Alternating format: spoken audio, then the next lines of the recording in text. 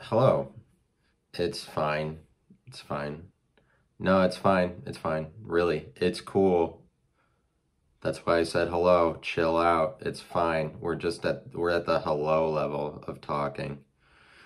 Don't go too far beyond that. How is everybody doing this Labor Day weekend? Today's Labor Day. That's the day I'm recording this. The day of labor. The day that hmm. Let's sit back and remember the day that anybody labored. Don't forget the laborers. They labored. They labored for me. They labored for you. For both me and for you. They labored. Everyone, everyone who labors together, right? Can't we just join in communism? Can't we just give some credit to communism? The day of the laborer is coming. The day that the laborer gets to choose his labor. Like that should be Labor Day. It should be more of a communist thing where it's like because for as far as the laborer is concerned, the point at which the laborer gets to choose their own labor is their day. That's when they will have their day. We don't live in that. In our society is so traditional that when Labor Day comes around, it's a holiday that we get off for laboring. We recognize laboring by saying you get one day off from your labor and then it's back to work. All right.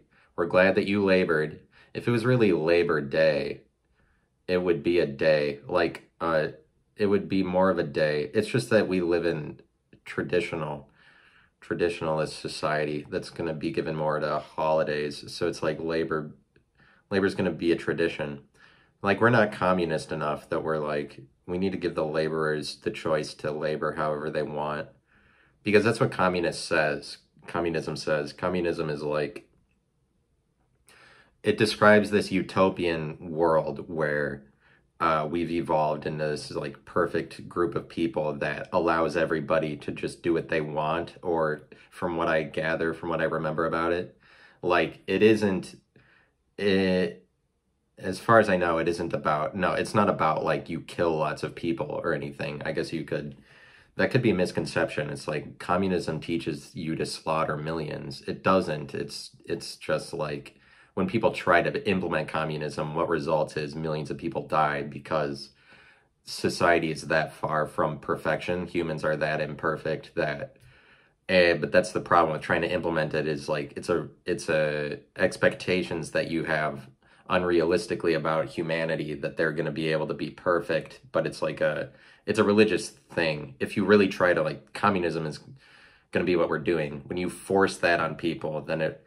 for some reason communism results in the death of millions, and so there's better ways of doing things. Communism's like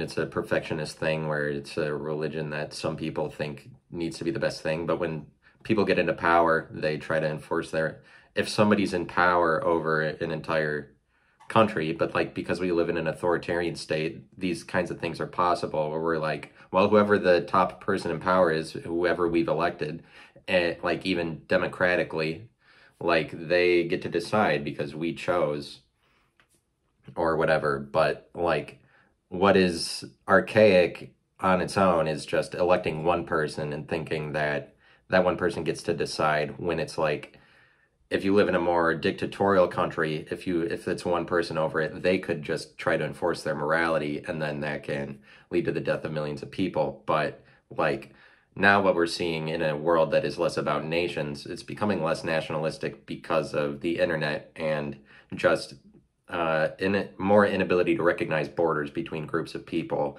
The borders are less there. That's why the kind of warfare that's conducted is cyber warfare conducted by China, that their like intelligence just invades all other countries, including the US. But like the world is so connected that China's just gonna do whatever, but like their intelligence is just gonna invade beyond the borders of a country. It doesn't, like the internet doesn't recognize borders, but the world is just more connected as a result of technologies that we've adopted. And it makes it so that we're heading towards a world that's more one world, and in that way, there are groups of people, like there's the United Nations. There are groups that have made their name by saying we are, in some respects, over the entire world. We're responsible for uniting the world. That's why they make an organization like the United Nations, but even NATO does this at a sub level of its like North America as opposed to the world. But a uniting of North America, as seen through the eyes of NATO, is it's just a microcosm of uniting of the world as seen through the United Nations. Like the United Nations isn't every nation, but they're like, well, we're the nations that matter. But they make it so that they're like only the nations that matter are a part of the United Nations. The nations that don't are just stupid. They're like they don't count if they're not joining us. But that's because of an authoritarian state that just gives power to the people who are already living their whole life to get more power. Like people who end up as heads of the United Nations are just like it would be the same kind of people that end up as the head of a university, and whatever characteristic that is, whatever you'd think of somebody like that, you might be like, oh well, they're great to be, but it's people who like bureaucracy that they would want to move up in bureaucratic systems like a university, because when you become the head of the university, then you're just a politician where it's important that you are a good speaker or a unique speaker, and that you're good at speaking engagements and celebratory things, like ceremonial things where you're like, I'm the person who cut the ribbon for this, like figurative shit is what you're into if you become the head of a bureaucratic system, because you're disinterested in being the face of it and you're just the appearance. But like if you're the head of a university, you get to be the appearance the same way like the outer layer of somebody is all that you see. You don't see like into their mind, you just see the appearance. And so there's something really important about the appearance, and then what, like the surface level understanding of what somebody says, as opposed to where all of it comes from. Like there's the definable part of a person, and then there's the undefinable part of the person. Like the undefinable of a person, like within their mind, generates all of the things that eventually get to be seen definably by other people, if they're seen at all. But like those things come out on the surface, and so you only get to go so far in defining a person. It's just that maybe some people make it so that they're like too much into whatever the perception is of them or their reputation, and then they start to live definably, or like that would be them living outside of themselves. Like if they gave power completely to how other people could define them, that is how you could be defined to something and kind of lose yourself. But like you would lose yourself to an outside person or entity's characterization of you. I mean, you can give yourself away in lots of ways, but like it's just undefinably your mind is, I'm saying that undefinably, like your mind generates all of these thoughts and you don't know where the thoughts come from. That's like the undefinable part of you, is like, well, you don't know where thoughts are originating from, and like where do they come from and why do you think them, and the order that you think them is just kind of random, that you can't control, like that you just end up thinking of these things. This is what is undefinable about you, but that it's reflected in anything describable at all is just people. That's when people see the outside, the surface level of you. But like somebody who rises up to be a CEO becomes the outer layer where, where they're more the face of it, but it's like the appearance of you is, maybe what I'm saying is like the figurative, or I mean that's what is the figure side of it. That's like where people can see it's figurative, but it's kind of like all the actions that you commit are just representations of what you actually are. They're figurative because people only see one representation out of many of them. But like you, undefinably, you're the presentation. But like nobody's gonna know entirely what you are, because they don't have access to the full set of things that you're capable of doing. Like only you are able to produce all of the things that you produce. But that's a bunch of jargon, but it's not, it's more than jargon. I don't know, I'm just trying to sound cool, so I'm like detract from what I just said. Just trying to sound cool, but like too many levels of self-awareness will make you a narcissist. Like feeding on your own self-analysis is just narcissism. and calling it narcissism. Calling yourself a narcissist is narcissistic. Being like, well, I'm such a narcissist is it's a narcissistic culture, but there is. Let me continue on with saying something else now. Let me say something else. What direction do I want to head? I guess I'm a little nervous. I'm a little nervous today. I'm a little bit nervous. I don't. It's because of if I wait enough days before doing it again, then I'm like, everybody hates me or something.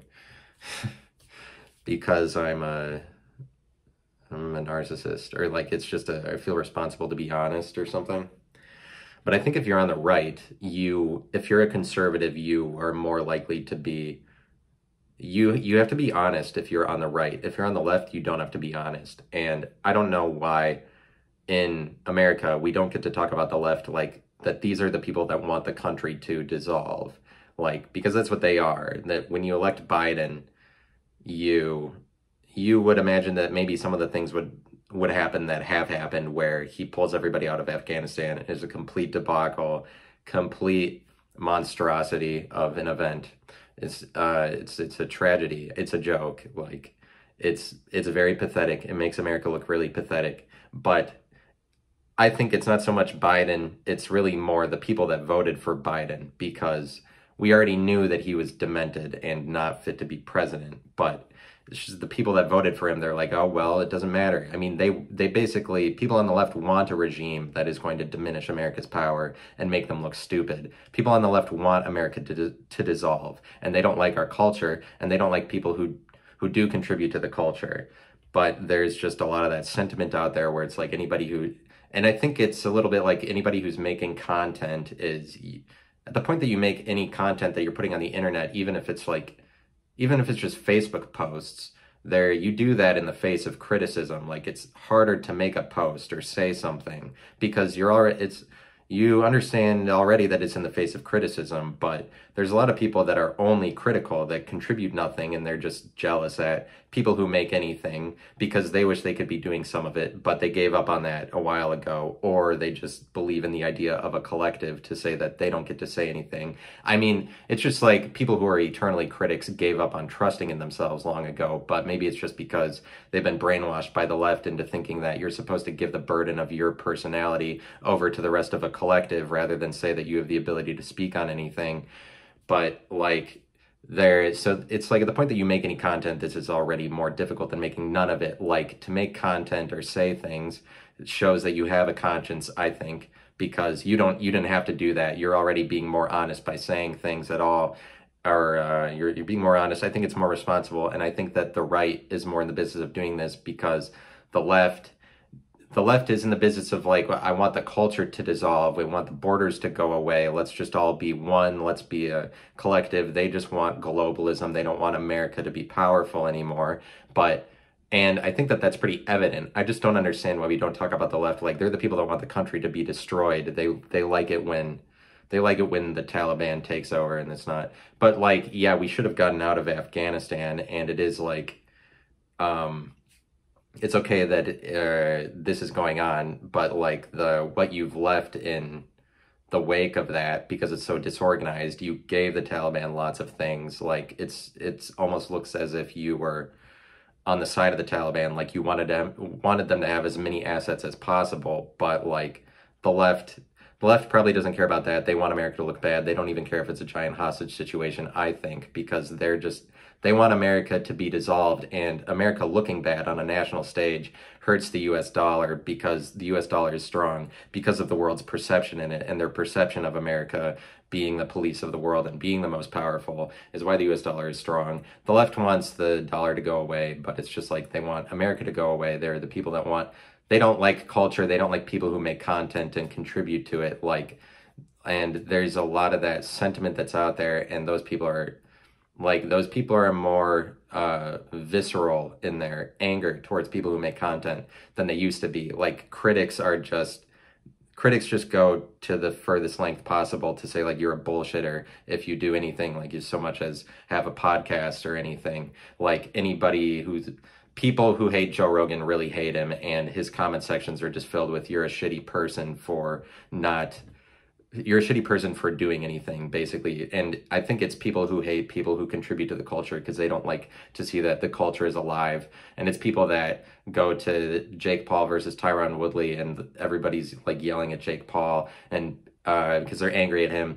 I think there's a lot of people that are angry at Jake Paul because they don't like that he's contributing to the culture. Like he's giving new life to boxing, and they don't like that boxing is this like American tradition that there's anybody out there giving it new life, or that there's anybody taking responsibility for standing behind their own position and doing what they believe in, and then as a result of that making content. But a lot of people hate, so there's a ton of people on Twitter where it's just like Twitter is just whitewashed with everybody saying, I can't wait to see Jake Paul get knocked the fuck out tonight, and because they don't like him, and they don't like him because of authority reasons. People that like authority like to say that you only have to listen to authority so that they don't have to. People that don't want to listen to themselves say that we listen to an authority figure that is responsible for a collective, and you don't get to listen to anybody else or decide on your own. And people that always hold to authority really hate the image and what Jake Paul represents, or I mean, just what he's doing, because it is against authority. It's against, because it's supposed to be that the people with the most experience, like you're an MMA champion, you obviously should knock out Jake Paul, who is by title a YouTuber. It's just like people who believe in that titles are the most necessary and important way to run the world are pissed at Jake Paul for being because it totally is in the face of that his title is just like YouTuber, but that he gets to become a boxer. But people just hate that people don't like anybody being successful when they're not supposed to, and they're pissed at Jake Paul for rejuvenating the culture in these ways. They don't like somebody who's bringing life to it because they just want, like, the left just gets to sit at home and do nothing because that's what they want to happen, because you don't have to do anything for the default to happen. You don't have to do anything for nature to take over a building and then destroy it, like a building that's out in the woods or whatever that just like gets overgrown with nature and deteriorates. You don't have to do anything to not maintain something, and then it will deteriorate. But this is like, people on the left don't have to do anything. They don't have to be honest. They don't have to contribute things. They just wait around for the culture to dissolve and for the default to happen. And it's like a thing where they don't have to be honest like the right does. They don't have to be responsible. And I think that's just, they act like this. Like, there's a lot of people on the left that are not honest, I would say. They are very adamant about what they believe in a childish sort of way, where they're like, it has to be this way, but they don't have to give away anything. They just have to be like, no, I'm right. There's a lot of people on the left that are like that, where they don't have to be honest about their own opinion up front. They're just like, I'm right already. They don't give as much away as somebody who's standing behind their own position and trying to make themselves successful. Somebody who's trying to make themselves successful has to give more away because they're already throwing their hat into the ring. They're already showing, like, if you're making content, you're already showing people that you're striving for something, and some of it is like personal and like manipulative on your part to try to win people over. Like, it's harder to do that. People on the left don't have to be honest, and in the same respect, they don't have to analyze things, and in the same respect that there's people in the medical community or that are like peripherally on it that are just going to be like, well, you should take the vaccine, or people just listening to the media or authorities or like organizational medical authorities like the FDA and the CDC and WHO, and they're just going to be like, well, because they're the authority, we listen to them, and like, that's the best that you can do. If you're going to listen to medicine at all, you have to listen to these trusted authorities. And it's like, these are the people that say that anybody who says an alternate thing, like you can take ivermectin, that they're misinforming you. Like, the people that say that misinformation is happening, it's coming from the right, it's coming from people who listen to Trump or whatever. They're allowed to assign any stereotype that they want, like, oh, you're just a Trump supporter if you don't believe in the FDA or whatever. Like, I'd say that these people are the real misinformers because they just blindly listen to whatever authority is above them, and they don't have to analyze shit because they just they give power to the authoritarian state, and in doing so, don't have to listen to themselves. They just listen to the next higher up blindly without thinking about it, because that's what you're given the right to do if you just trust in authority. But that's what authority wants you to do. They want you to be a blind truster of them, and higher levels of authority, people in power, are trying to enforce this on the world. That's what they want you to think. They want you to think that just because you're higher up, this makes you a better person. And it's kind of like being older and saying that because you're older, you're automatically wiser, and that kind of thing. It's just like, and because that mentality sort of goes along with authoritarianism, but like it sort of does. And like listening to your elders' culture is so, but like the point I'm making is, you blindly listen to authority. You don't have to analyze anything. I feel like you really have to consider that people who are more individual, people who are making podcasts, have to be successful doing that. And to do that, they have to be honest, so that like somebody who has less power already, somebody who is already not considered to have all the authority and power, has to be more honest, and they have to analyze more things, because they are not going to be successful. It's more easy to see when they're wrong, because they're already under the microscope of that you don't have the authority to say it, and their success is basically dependent on whether or not anything they're saying has any merit at all. Merit enough. Does anybody have enough merit? I'm just thinking of the word meritocracy, and then I'm like, I don't know what that means. I guess it's like a rule by merit. Is that what populists advocate for? It's like a rule by merit. And like, maybe that's what I'm advocating for. It's like, I'm saying you listen to me because of the merit of what I'm saying, or I wonder what a meritocracy is. Like, I just wonder. But I think that, but it's just that the people spreading misinformation are the people that don't have to analyze anything. Like, I'm analyzing whether the FDA is wrong or right, because I don't trust in their authority. I'm like, and just because, and I wouldn't, because they're always second guessing themselves and coming up, it's always contradictory. They're always coming up with bullshit. They're just like the mainstream media. But I already don't trust them because it's the mainstream media backs everything they do. So I'm like, absolutely not. The mainstream media has been lying and contradicting themselves and proving themselves to not be worthy of whatever weird authority we read into them for as long as I've been able to acknowledge them. And if they're totally behind what Pfizer is doing, then you should really think about whether or not that's true. I think that it's just come time that we stop saying like, oh, the FDA said it, so it must be right. Like, we need to listen to, because the FDA is up to something, or these people are up to something. We don't know what they're up to. You are more likely to figure out what Joe Rogan is up to and the kinds of things that he proposes. So Joe Rogan is going to be like, you can take ivermectin, and basically ivermectin, when people take it, it's proven to work pretty recognizably, pretty evidently across the world. And then at the point that it works, for whatever reason, the Pfizers and Modernas and mainstream media establishment, all of the media, all the authoritarian people are really pissed at ivermectin and anybody saying that it works, even though it does. And like, it's really just come time that we stop recognizing them to have power just because they say that they have power, when there's people like, more so what Joe Rogan is about. You would know like where he's manipulating things, because his show is called The Joe Rogan Experience. It's pretty much all about him and what he thinks. You already know that. It's like, what you see is what you get with these podcasts. And when he's saying ivermectin works, if it doesn't work, that'll get back to him faster. But then it's easy to point him as a single person responsible for his messages.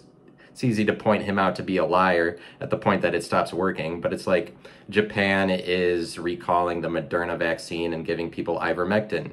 The government of Japan is doing that because they're like, oh, we found out that ivermectin works, so let's just give everybody ivermectin. When Moderna, we don't know about it, and there's weird reactions that people are getting from their vaccine. We're going to stop doing that and just give people ivermectin because ivermectin is proven to work. But the establishment is like, no, you can't use it because Why exactly? Why are we not supposed to use medicines that are saving people's lives?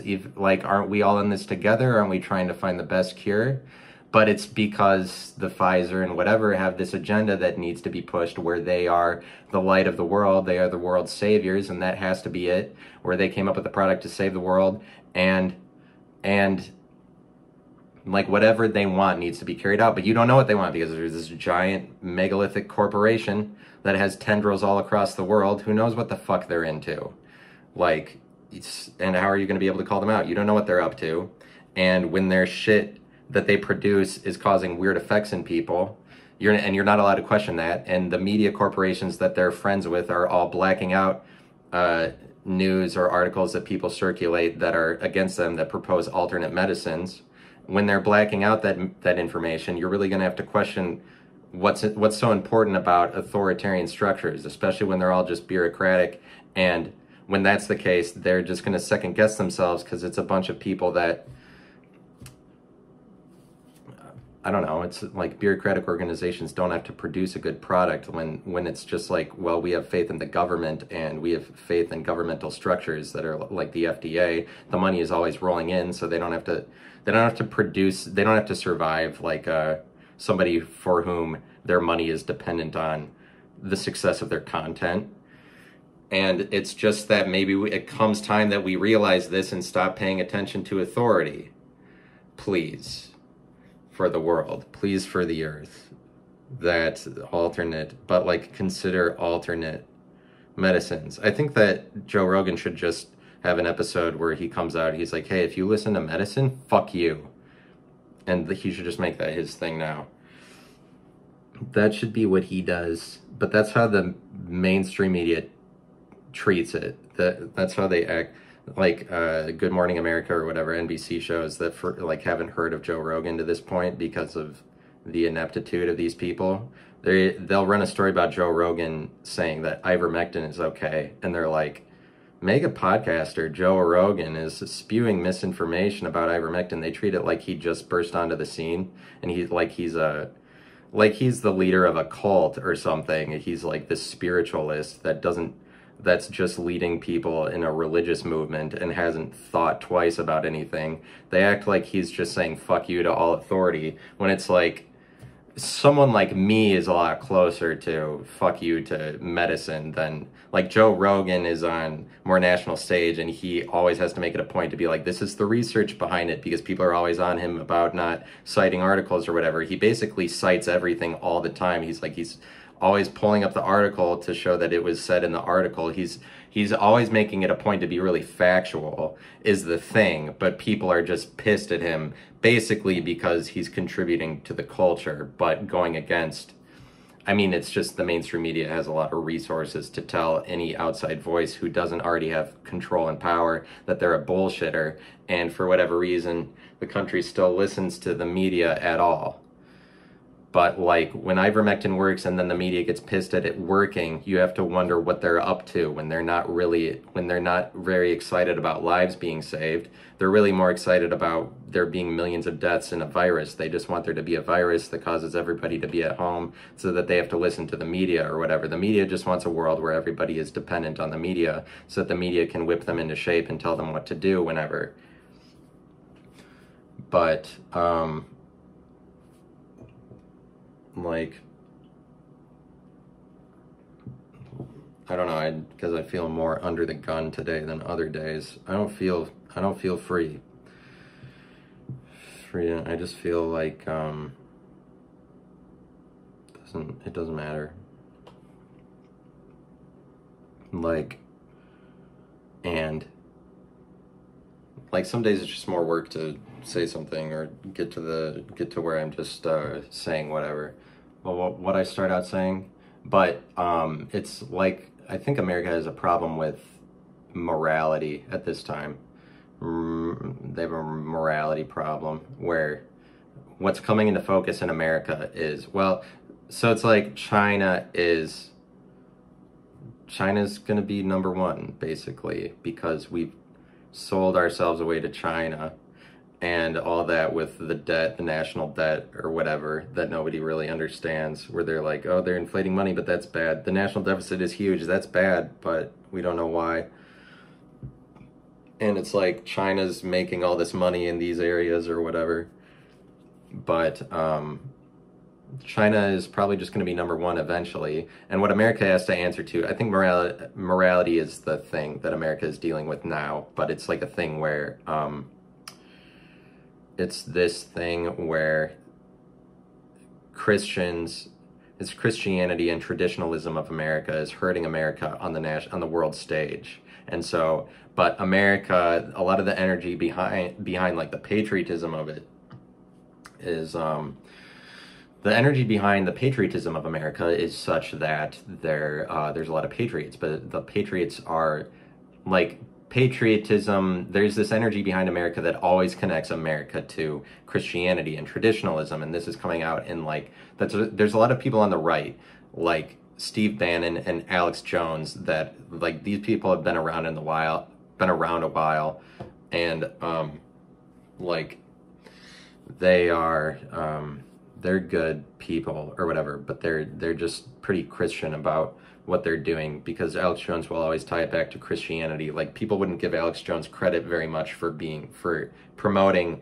Christian culture and speaking a lot of positivity in the name of Christianity and saying like, we're doing this is a spiritual battle. That's a big part of his message that people seem to overlook for whatever reason. Like, I think that he is a Billy Graham, really, for the 21st century. Alex Jones is like, if there was a Billy Graham in the 21st century, it's Alex Jones, because I'm not very interested in being Christian, but Alex Jones, like, I would listen to him and he has a point. Like, the only person that's going to win me back to Christianity is Alex Jones, is what I'm saying. Somebody who isn't Christian, there's something attractive about the Christianity that he preaches, in the same way that like Billy Graham's Christianity would have been countercultural as far as him being successful at his Christian messages. Like, and I'm saying that countercultural Christianity for the 21st century, that's something more like what Alex Jones is doing. Alex Jones is more of a Billy Graham.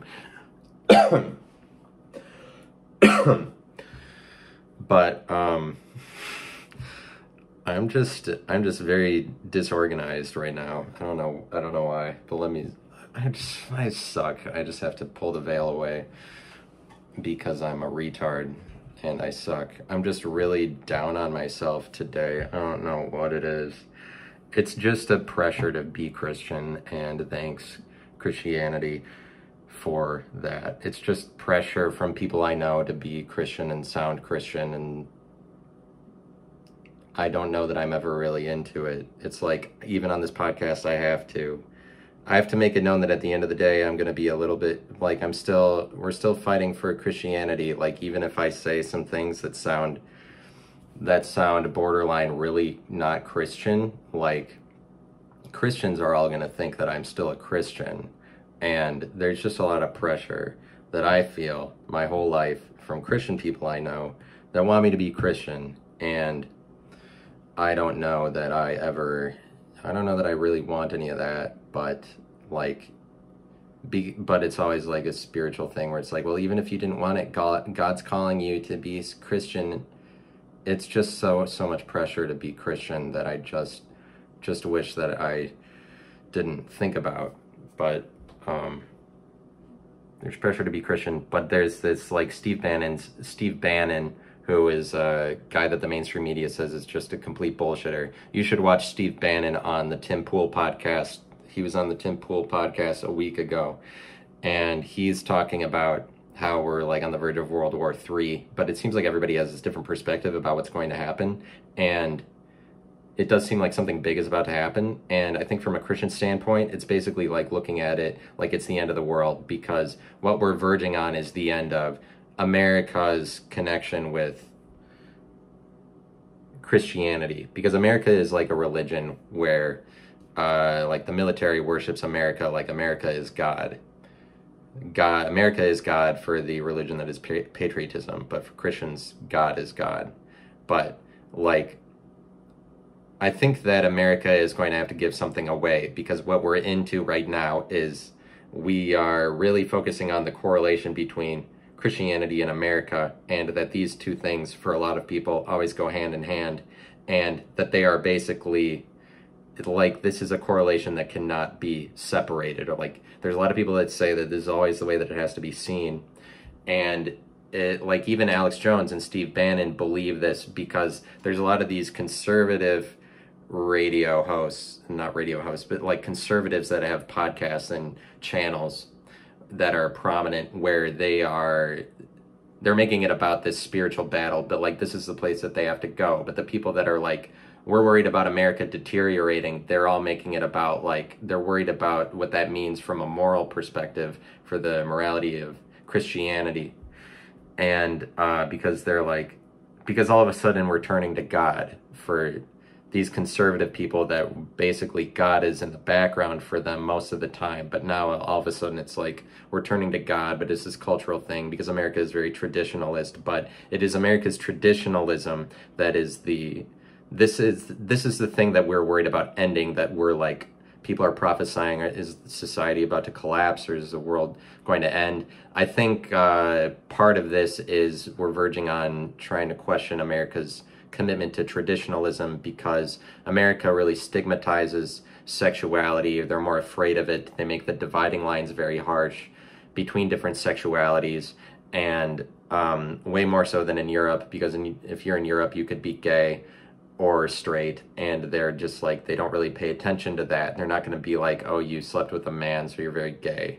Because in Europe, they're just like, but like America's afraid of being like Europe, because they look at Europe and they're like, that's a giant orgy. But it's really just that America is afraid of sexuality or openness, and in terms of that. And so like for a number of years, for like the years 2000 to 2010 especially, all of the culture was trying to be more open about sexuality. All of a sudden, like pop culturally, the entertainment reflected this, where all the music videos is just like everybody's naked in music videos, and like every Netflix show for a while is just the opening scene is two people having sex, to be like, oh, like the sex is here now. And like, I mean, America has been trying to be more openly sexual, but they can never really get there, because there's always a backlash. There's always a moral majority that comes in. So it's like in the 80s, the moral majority Christian folk come in and they're like, we need to not be naked like we were in the 60s. But in America, it's like there's always, so the answer to there being too much nudity in music videos is, like, recently, in the recent decade, is leftists came in. The leftists are the moral majority for this new generation, where they're like, okay, girls, you need to put your clothes back on because women need to be goddesses and they can't have sex, or something like that. So, like, you have to be above that, but that's what they use to say that we need to be more moral, we need to be traditionalist, because people are afraid of people taking their clothes off in America, way more so than in other countries. And so, like, in this case, the backlash was the left, and the left is like, we need to not be naked, and we're afraid of that. We need more censorship in every single area. And it's people like Tina Fey that are like saying, like, Tina Fey is given a platform, but she's sort of more like, not that she is a lesbian, she's a little bit more like a lesbian, but she's going to use professionalism as the reason why girls have to keep their clothes on. And like, this kind of mentality goes across the entire country, that like, oh, we need to be more. And it's kind of like an SNL mentality, where SNL is a little bit too afraid of craziness, so they only allow craziness on their show every once in a while. There's this documentary that James Franco made. It's called Saturday Night, and so it's like James Franco we're afraid of, or James Franco is more morally bankrupt than other people, from, I think, like, he has some allegations against him. But beside what you would think about James Franco, he made this documentary called Saturday Night, where he went into Saturday Night Live for the week leading up to one of their shows on Saturday night, because if you're interested in Saturday Night Live at all, it's always the case, like, everybody who hosts it says that it's the craziest week ever when you host SNL, because you have to learn the skits so quickly, and everybody does so much work, and the writers at SNL are the hardest working writers and whatever. And it's kind of like this mystique that SNL builds up about itself, where it's like the mystery of what's going on during that week. But James Franco actually made a documentary where he went in and just documented the writers writing skits at SNL for a week, like in around 2009 or 2010 when John Malkovich was hosting. So like the cast is like Bill Hader and Fred Armisen and Kristen Wiig. So he just documented what was happening and people writing things and making up skits. And it is really eye-opening and interesting, like if you like SNL at all. But so he tore back the veil for that a little bit. And like, I forget the reason why I was saying that. Like, there are scenes in this documentary where he's like, some of the writers took out skits because the skits were too crazy. And that to me was mind-boggling, that the writers at SNL are actually afraid of craziness, because one of the skits that they took out was something that Jason Sudeikis wrote, and it probably would have been the best or most interesting sounding thing in that whole episode, in my opinion. But they took it out because the writers were saying, no, we can't do that because it's crazy and it's just all over the place and we don't know. Because they're given over to traditionalism a little bit, and this comes through in the way that Seth Meyers is, and that's like he writes things in the name of writing a good joke. Well, like Seth Meyers, I'm just getting on him for being Seth Meyers more so that it's like a traditionalist thing. Seth Meyers is separates himself from the humor of a joke in the name of just like a well-written joke, because his whole identity is like, I'm a writer, I'm being a good writer. And like then he does Weekend Update on SNL this same way, where he's like kind of above everybody else, the way that writers act, because he's like, all that matters is a well-written joke, like the formula of it. And SNL, a lot of it ultimately comes down to it's the formula of it. And I don't know that contributes to traditionalism, but there's like this writer tradition that Seth Meyers and Tina Fey hold to at SNL, and it's like this more buttoned up thing where they're like afraid of craziness. Like there's a lot of writers on SNL that are afraid of that, but like Tina Fey is generally going to hammer home that message, but she, like, people think that she's qualified to do that because the rest of America believes in a level of traditionalism no matter what, where it's like, if girls are taking off their clothes too much, that's too scary. And so it's like Tina Fey will say that you're not allowed to do that because we need to be more professional, or you're just like, you're bad for women. But it's just like women get thrown under the bus because they're told. There's so much of that goes on in our culture. It's like women get thrown under the bus because they're told they have to act a certain way because they need to show to the rest of the world that they're a goddess or that they're perfect or whatever. They're like, that they are, and it's kind of like a morality that you enforce on women where they're like, you have to wear these clothes because you're not selling yourself out, because you're not a whore.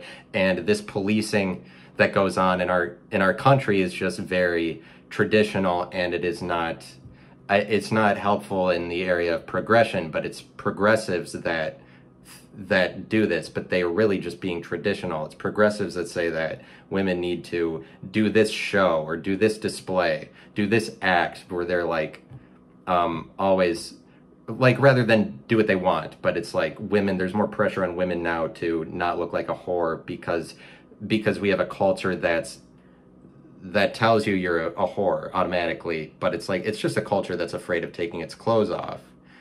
And like, and anytime we do, there's a morality backlash. And like, so you might think that I would be morally bankrupt to say like people should take their clothes off more, but it's like when the song It's Getting Hot in Here, Let's Take Off All of Our Clothes, when that comes out, that song is way more popular than it should be, because that's not that great of a song. It's not that profound of a message. But yet it becomes this major hit. Like at the time, that's the time I'm talking about, 2000 to 2010, where it's just nudity in all the music videos. This is like at the beginning of that kind of era is a song like It's Getting Hot in Here, so let's take off all of our clothes. But that song becomes majorly popular. Like, it's kind of corny. It's kind of like, yeah, like, of course, get in the mood of when it's how you take off more clothes. But it's like, it resonates really well with America because America's like, America views sexuality in too Puritan a way, where they're like, they think that they have to mean it. It's like, they think that they're not allowed to pretend, like that you're not allowed to be like, oh, it's hot, or like use it's hot as an excuse. Because America is so puritanical is why a song like that is so popular, because they're like, oh yeah, I guess it is like that. It gets hot, so you take off your clothes. I mean, not that they didn't already know that, but like to some extent, they're like they like the message of, oh, you get to pretend or get into the act of it, because they don't see you as being able to do that because of the traditionalism that pervades America all of the time. But like it's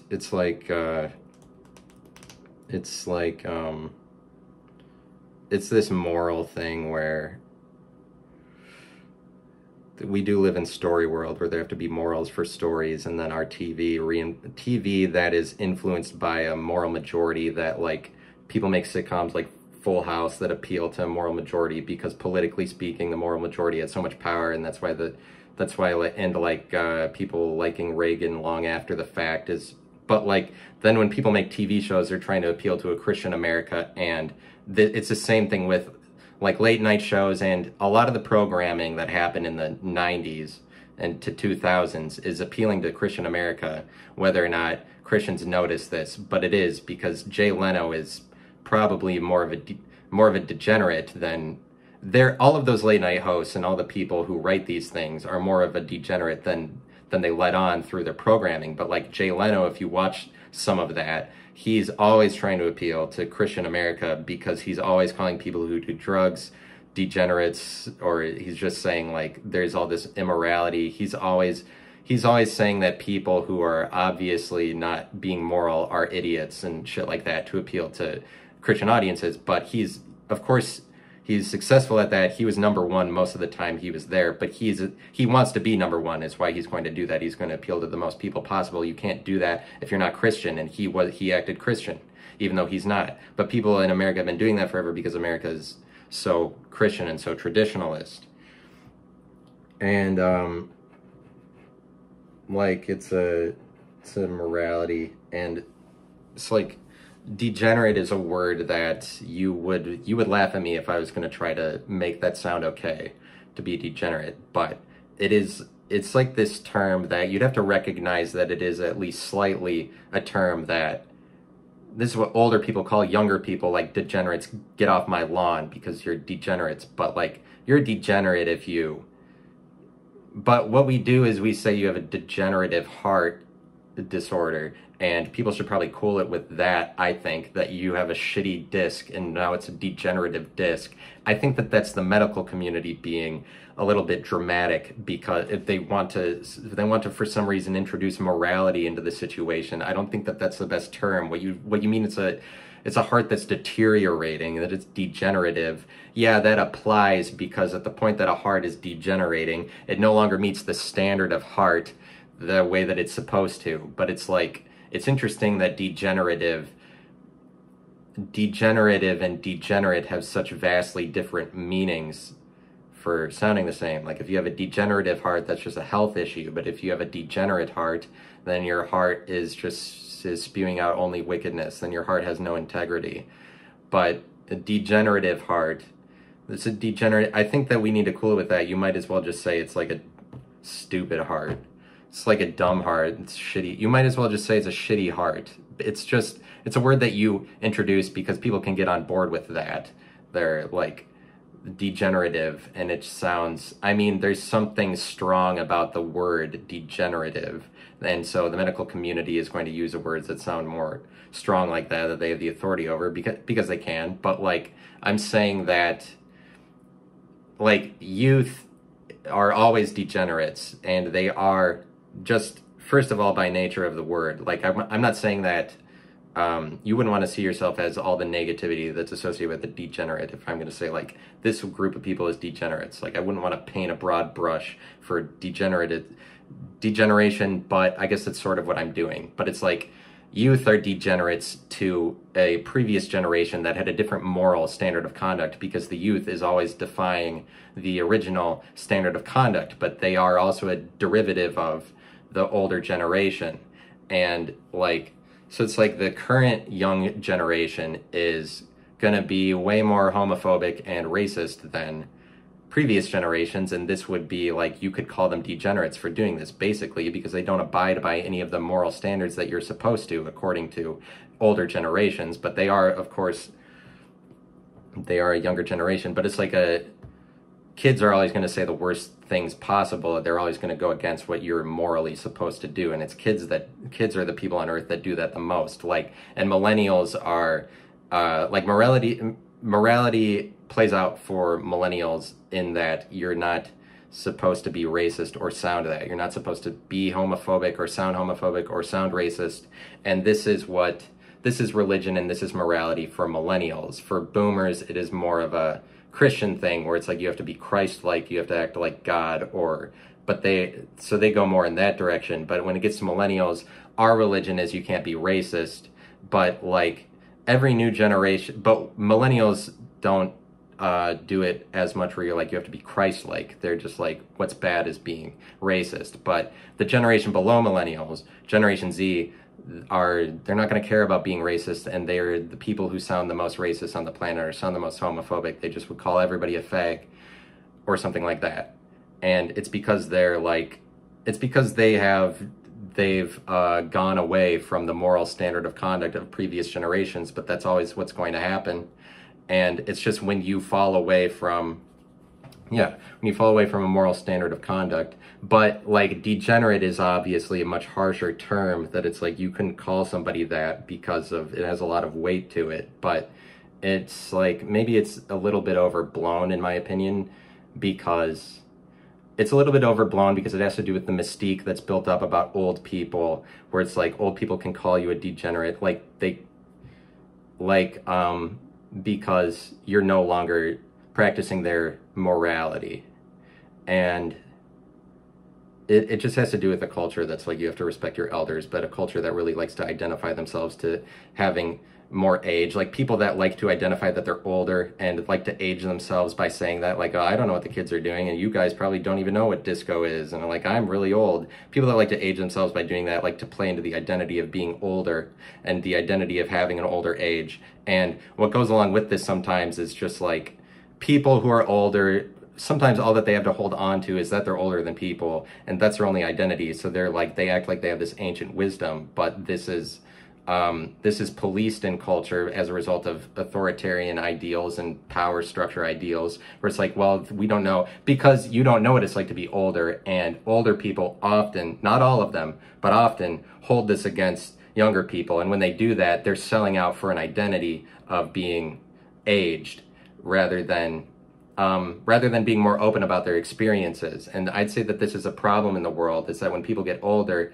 they act like they're wiser, and they say things like, I get to do this because I'm older, because I know, when it's like, this is not the most honest explanation of things. But it's the same thing as when somebody becomes a mom and they're like, you have no idea what it's like to be a mom. It's because of a mystique that moms like to build up about their identity, where they're like, once you perform the initiation, or you come over to be a mom, you have no idea what it's like, because they don't want to give things away, because they want to make themselves look more mysterious or whatever, because they want to have a better reputation or something. Like, not that all moms do that, but there's this vulnerability that you don't have to have when you're not as honest. Because if older people were more open about their experiences, it would be more understood that it's not like you're very wise when you're older, but it would be more understood like the kind of insecurities that come about when you're older. And in a lot of respects, you're actually more insecure because you have to be given over to all this professionalism and meet all these moral standards of conduct in all these areas, like for a career or just in social gatherings, whatever. You're expected to be more proper, and when you're a kid, you aren't as proper, because you're not adulterated, you're not adultified into all of the cultural traditional things that you're supposed to do. You don't know about them. You're just like more of a degenerate. But I wouldn't want to say the word loosely, like, I don't mean it because it's so strong, but it's such a strong term, because you would be a degenerate if you're going to be like, you don't have to listen to older people or authority or morality. Like, if everything is about like what the evolving morality that a new generation, because every generation is going to become 40, like Gen Zers are going to become 40, and then they have the right to call younger people degenerates, because who knows what kind of degeneration is going to go on beyond Gen Z. Gen Z is already like 4 standard deviations more gay than boomers are. and who knows what this will devolve into past that. But when Gen Z is 40, they're going to be like, the younger people will have this new morality that is totally deteriorated from the previous standard of conduct. But it is like that there is a single standard of conduct that you would have to adhere to, is what you believe in by giving power to a word like degenerate, where it's like there is this morality and boomers know what it is, or it's millennials, like as if you're racist. If you're racist, you're probably like a degenerate, or you're closer to one than if you're not. But it's like the new generations probably just, they don't care as much about race because they're inundated with it. They already know, they already deal in that.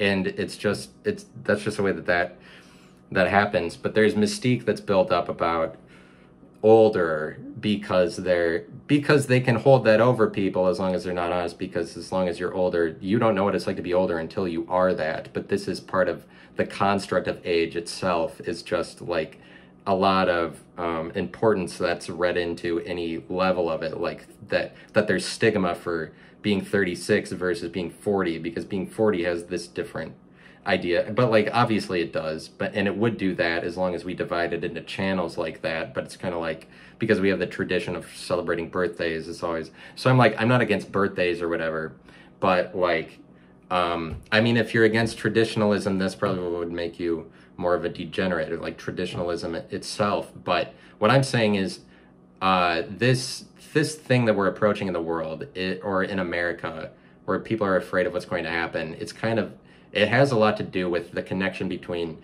Christianity and America being number one, because people want to hold on to both of them, where they're like, America is always in God's pocket, and America is always number one. But like, America being number one is because we're in God's pocket, and it's just this correlation that always has to stand this way, where it's like these two things.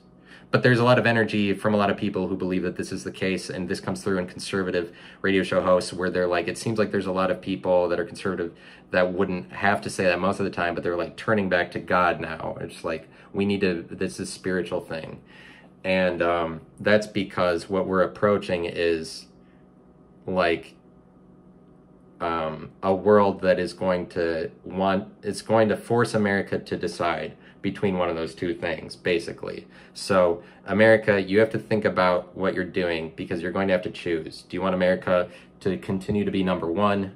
Because it's America's traditionalism that holds them back on a world stage, because China doesn't give a fuck about being moral. They've let go of religion and morality, and they're just anything. They're aligning themselves with the Taliban, and but the Taliban is actually pretty moral. They inflict a lot of morality, but China's just going to do whatever, because their culture is pretty stripped of morality. It's actually been pretty stripped of culture itself after what happened with Mao Zedong and the murder of probably a lot of people that believed in religion, believed in culture.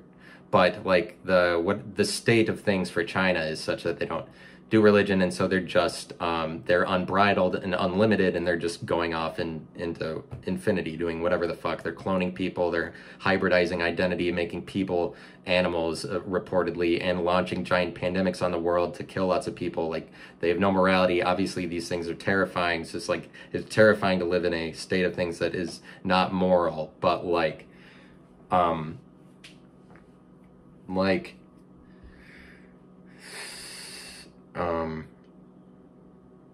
this is like, America is not going to beat China as long as it's traditional. So it's like, America, you get to be Christian, you get to be number one still, mostly. But this is something that we approach, and it's just a question that we're answering about our relationship to morality. And it's kind of, when you have two things that are always like that, where they always have to be intertwined, this is where things are a bit more superstitious, where you're like, this always causes this. And what happens as the world evolves, or as a society or entire world becomes more intelligent, is that they start to parse out these things. They start to divide between them. So you're like, this is actually, because people are starting to recognize more and more maybe flaws in America, but also just America's connection to Christianity, I think. But I feel like more and more into focus is a Christian versus Satan dynamic to some extent, and you could call it that, or like maybe possibly, but like we parse out where there's two areas that like they're always connected, because it's like, and this is a traditional thing all on its own, to be like, we have the tradition of always seeing these things as the same, like America's strength and Christianity's strength. And so there's a lot of people that believe in that. And but like as time goes on, we figure out, we parse things out, and it's kind of more superstitious to always see two things as the same, like a tribe that doesn't want to go outside of the borders of their tribe, and like they know that if you go too far over in this direction, you get eaten by lions or something. If we're talking about like thousands and thousands of years ago, they're like, if you go over here, bad things happen, and they don't know enough about it, but they're just kind of like equating two things, like going over here always leads to this. But the thing that I'm saying is just like migration patterns, that elephants, like they wouldn't be able to predict the weather or something. They're not smart enough to be like, the weather does this, so this is why it always rains here in this part of the year. They can't do that. They just kind of have to superstitiously do what's always been done in the past and follow the same path as their ancestors and move to like South Africa for this part of the year or whatever. And like also not smart enough to make covering for themselves. And it's not rain that they're worried about. It's actually like feeding habits. But they're not able to come up with, they're not like humans where they streamline eating, that they're smart enough to do that. They just have to do what their ancestors did, to be like, well, you'll be able to eat if you go down here. But it's like, it's not very intelligent. It's just a repetitive thing. But like, it's like, but what I'm saying is when there's two things that are related, society works to exploit these things. And in a lot of cases, they exploit them for money. Like, Jake Paul, for example, is exploiting how MMA and boxing are the same thing. But this is like, there's a misconception before Jake Paul comes along that these two are like the same thing, at least a little bit. Like people know they're different, but there are areas of it that people equate, that they do that only because of a misconception, because they don't know enough about it. But what Jake Paul does, he comes along and he exploits boxing's advantage for money. And what he does is he exploits a truth that exists that people didn't see before for money. He reveals a truth to people for money. Not that this is like intentionally what he's doing. This is just part of the result of what he does in becoming successful. Is he's exploiting a truth, or where two areas were. He's exploiting a separation that people didn't understand before. So he exploits boxing's advantage, because when MMA came along, or like UFC came along, people think that UFC is, like, people are starting to think that UFC is always better than boxing, because it's more a concoction of all the martial arts, and so it's probably, you're always a better fighter for that. And it's probably true, but like Jake Paul is in some respects pulling the wool over people's eyes by never having to enter a UFC ring, because he would get beat up there. But he's like, I'm going to exploit boxing's advantage, and what he does is he more separates boxing and MMA, because it's like boxing is always viable because it is its own game with its own rules. And what's he's exploiting, like, don't forget that that's the case, that boxing is its own thing, and you can be successful just specifically in this game. But he also exploits that UFC fighters, because he is now beaten to one UFC champion. I don't know if Ben Askren is a UFC champion, but he's already beaten two very prominent UFC fighters in a boxing match. And what he also exploits, he exploits something between UFC and boxing, where he's like, he exploits the UFC for, you're mostly successful at that if you're a good wrestler, in a lot of ways, because the two people that he beat have major wrestling backgrounds. And so he further divides boxing and UFC by showing that UFC is successful, being successful in that is more about wrestling, so he exploits boxing's advantage, that is being successful in boxing. But this is like a misconception where people weren't separating these two things enough, that he exploits to some, in some regards. But like, more, there's morality, and it is like, it's more morally bankrupt to be like, you don't have to listen to your elders. Just like you don't have to. It's not all about just like that the people who are above you or gave birth to you are always who it's supposed to be listened to. That is more degenerate type behavior. But like that there's one moral standard would only that's only the case as long as any generation or group of people is able to tell you that their moral standard is the best moral standard. That's only the case as long as a community of people is able to convince everybody else that their answer is the answer. That there's one standard of conduct is like not something I would believe in, but morality is about that there's something good. Morality is good as opposed to immorality being bad, but like it's a separation of good and evil kind of thing where like the more that you're seeing it, if society is approaching more an equating of good and evil, this is to the detriment of culturalists or traditionalists that are say that we need to do things in the name of morality, and it's like we only can stand by morality because morality is the only thing that's going to hold our culture together. But like maybe this is something that we are thinking about is like, but it's also you're a more degenerate, I mean you're a more immoral culture the more that you're just equating good and evil. And it's a similar thing to be like the more that you see man to be the same as a woman, and like, and actually I looked up the word virtue and its etymology, and a synonym for virtue it was like goodness and manliness. Saying manliness is a synonym for virtuous. And it's kind of like, as long as we need to maintain virtuousness and morality, it is a maintaining of the separation between men and women. And same thing as maintaining between good and evil, because it maintains that there's a story where the good is on this side, the bad is on this side, and that there is a moral to it, and that there is good to be learned out of things. Because there is good to be learned as long as good is separate from evil. But, but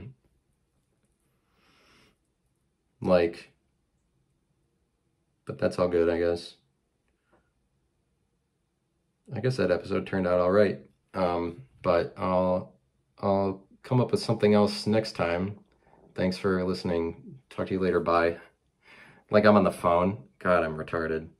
Talk to you later. Bye. I need to fix my life. I have issues that are just beyond fixing. Like I'm immoral. I'm immoral for that. That's why I'm immoral. And also, in lieu of that, I say this at another time. Paul Christ's offense for the Wisconsin Badgers is immoral. It's degenerate. Paul Chryst is a degenerate for the kind of offense that he puts on the field. He's like, it's just a bunch of micromanaging.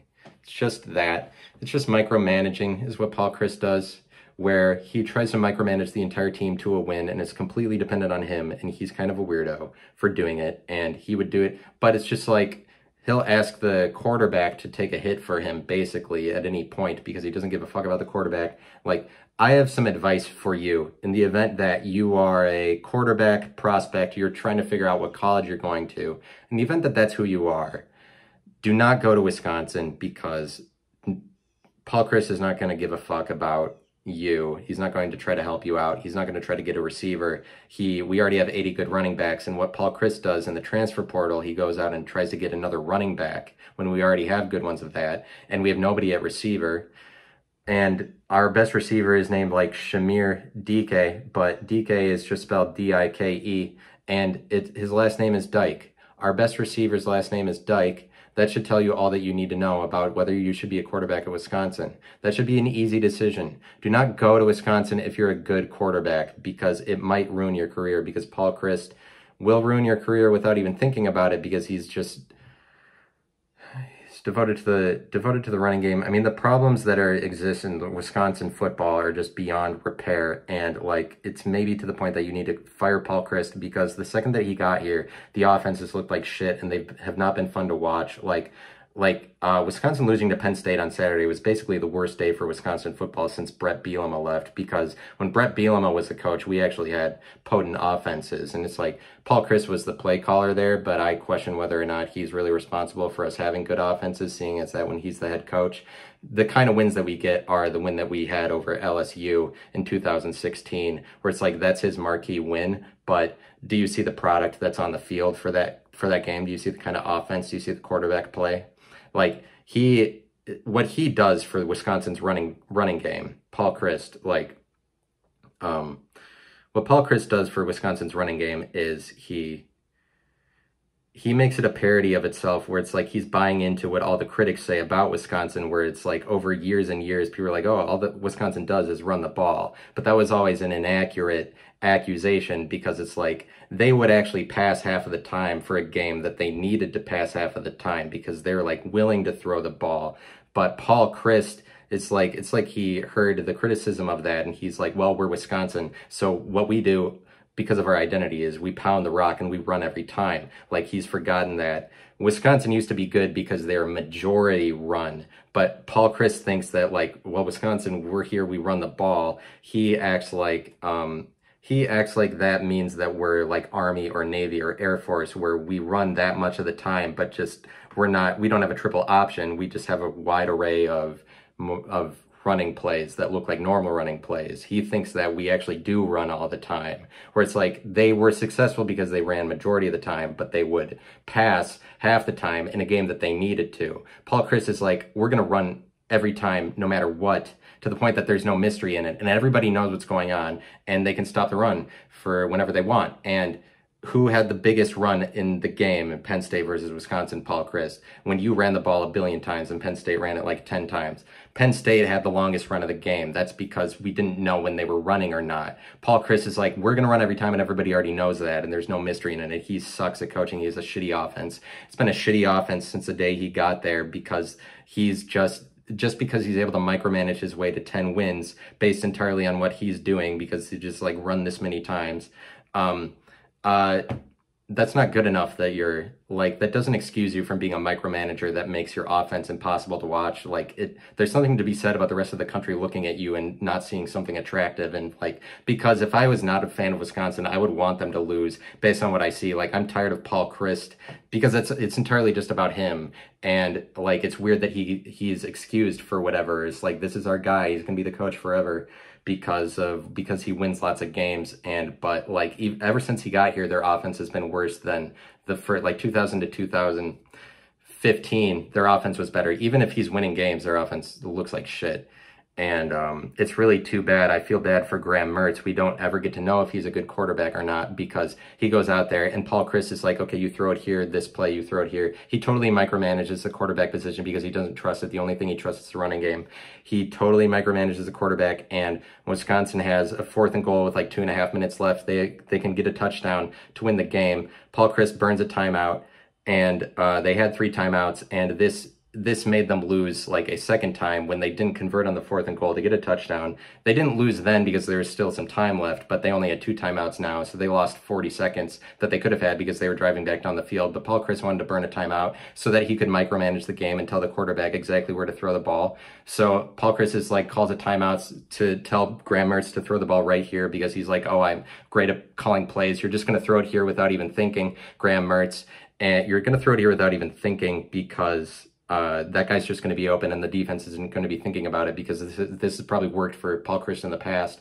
But there is actually, this time, there was a guy just sitting right there, because defenses adapt over time, and your dumb plays that worked 5 years ago that are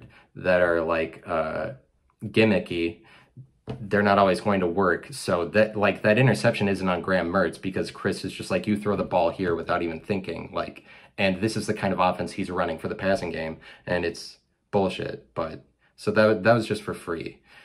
And we should maybe fire Paul Chryst, but that's all good.